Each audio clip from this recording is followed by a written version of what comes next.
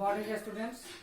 Today I am here with remaining postulates of Euclid's. You have learnt in our previous class first two postulates of Euclid's geometry. Now we are going to start postulate 3. A circle can be drawn with any center and any radius.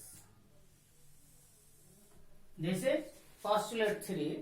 A circle can be drawn with any center and any radius. We can draw a circle by taking any center and any radius. Postulate 4. All right angles are equal to one another.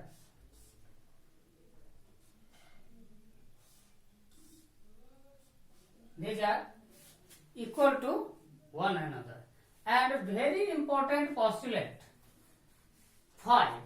If a straight line falling on two straight lines makes the interior angles on the same side of it taken together less than two right angles, then the two straight lines, if produced indefinitely, meet on that side on which the sum of angles is less than two right angles.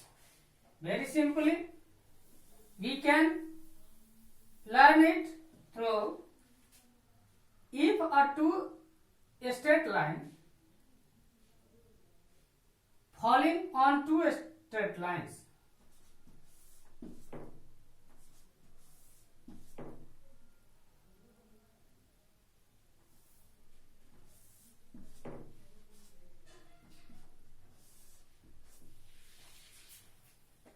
now we see that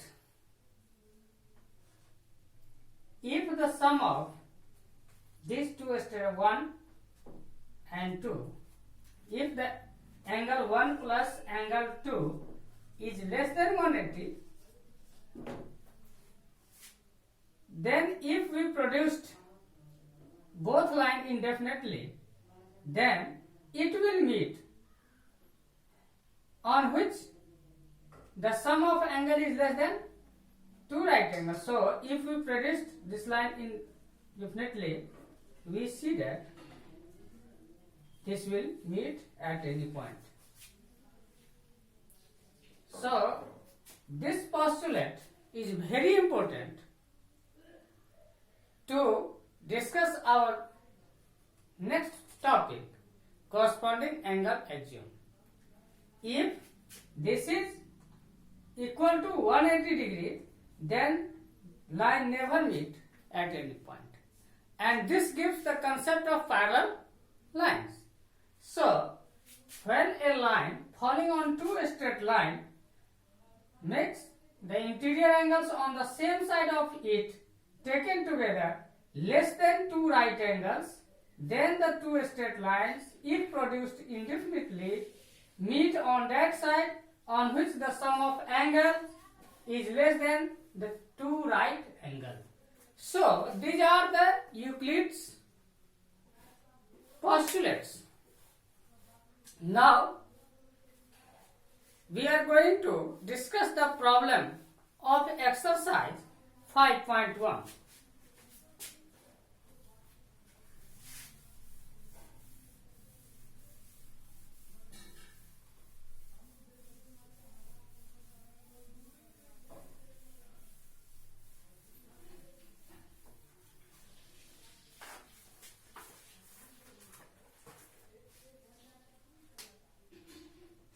Exercise 5.1.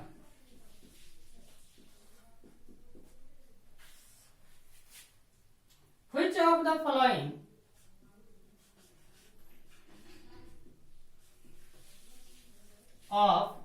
following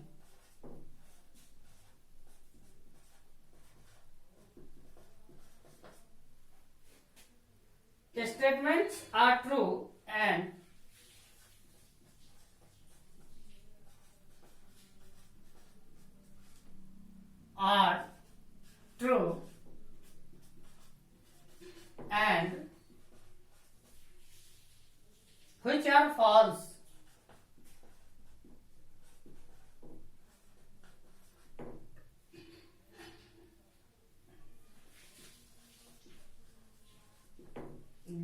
reasons for your answer.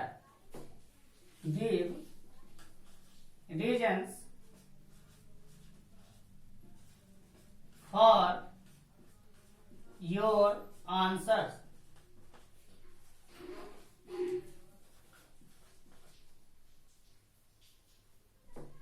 First one is only one line.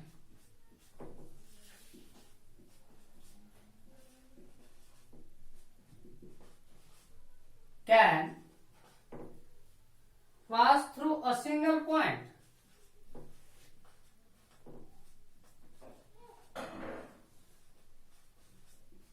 Through a single point.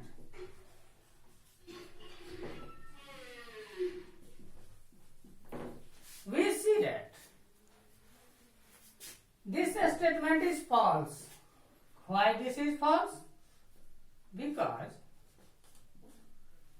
we see that through a line there exist infinitely many lines. Through a point there exist infinitely many lines. So only one line can pass through a single point is incorrect statement. So we write here false. Second, there are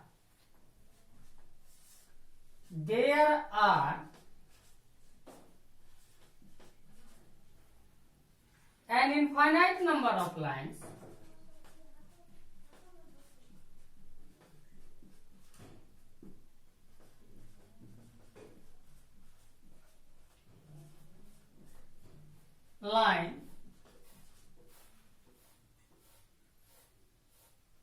number of lines which pass through two distinct points, which pass through two distinct points.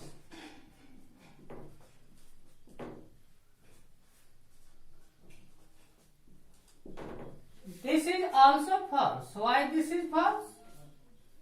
This contradicts our postulates 1, Euclid's postulate 1. Between any 2 points, there exists one and only one line. So, and this line must be unique. So, we see that this statement is also false. 3. A terminated line can be produced indefinitely on both the sides. A terminated line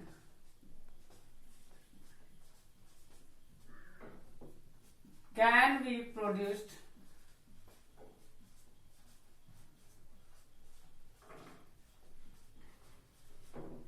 indefinitely on both the sides.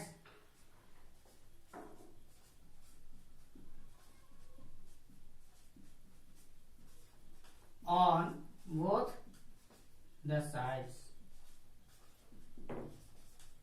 This statement is true. This is nothing but postulate 2.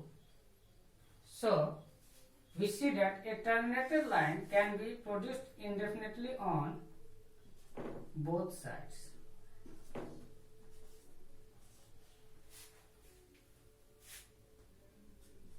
Question 4. If two circles are equal, then their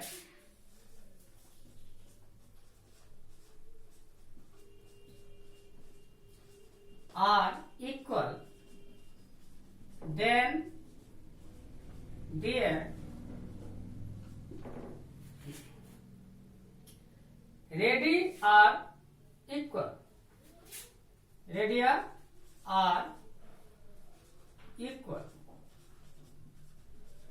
This is also true statement. Why this is true? This is true because if we superimpose one circle to another, we see that their center and circumference both coincides, and so that their radii must be equal. If their center and circumference coincide, it means their radii must be equal. So, if two circles are equal, then their radii are equal. This is true statement. And question number 5. In figure, if AB is equal to PQ,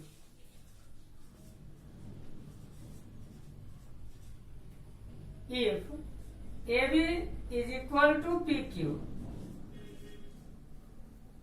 and PQ is equal to XY,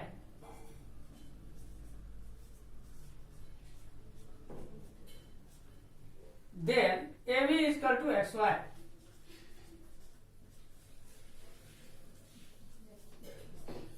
AB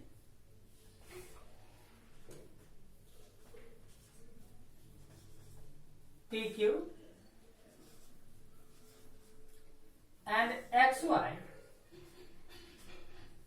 AB, it is given AB is equal to PQ and PQ is equal to XY. Euclid's first axiom states that two things are equal to one another, also equal to one another.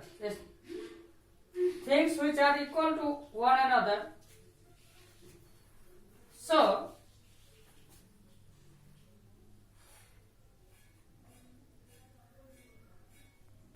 this gives the idea of axiom first. Things which are equal to the same things are equal to one another. Things which are equal to the same things are equal to one another. It means AB is equal to PQ and PQ is equal to XY. Things which are equal to the same thing, things AB which are equal to the same things are equal to one another. So, 5 is also true statement. So, dear students, in this class, we have learned the problem of exercise 5.1 and the remaining postulates of Euclid's. In our next class, we shall discuss the remaining problems of exercise 5.1. I hope this will be beneficial for you. Thank you very much.